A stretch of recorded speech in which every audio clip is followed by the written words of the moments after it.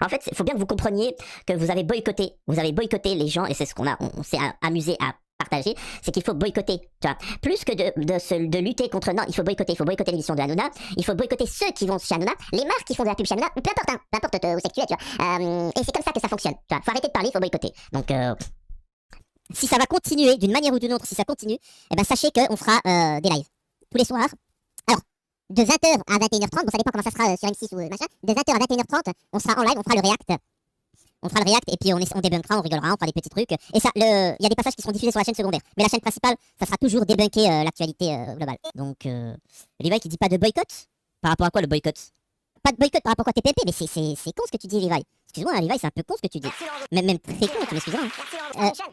Je vais être très clair, Levi. Vous étiez tous en train de mettre dans la bouche le manche à Hanouna. Vous étiez tous en train de prendre son braquemar dans la bouche, que moi je le critiquais et je le débunkais.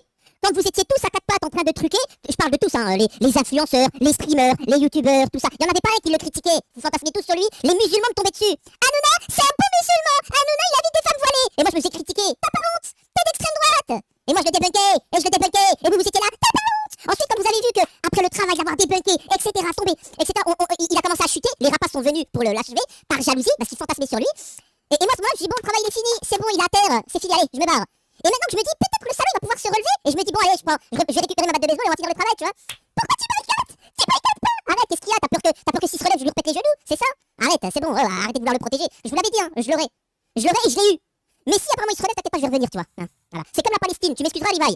La Palestine, je suis le seul à avoir dit, j'en ai parlé quand personne n'en parlait, entre guillemets, je parle machin. Il y a eu le géno à Gaza, il y en a qui ont vu que c'était pour gagner des followers, faire des vues, etc. Vous avez fait des vues, vous avez fait des followers, vous avez gagné, et maintenant, il y en a qui parlent. Il y en a qui parlent de la Palestine. Levi, il y en a qui en parlent de Gaza. La Syrie, là, elle vient de se faire bombarder, la Syrie. Qui en a parlé, mis à part moi? Le sud de la Syrie, Israël, ils ont pris une partie. Qui en a parlé, mis à part moi? Personne. Personne. Personne. Tu sais pourquoi? Parce que vous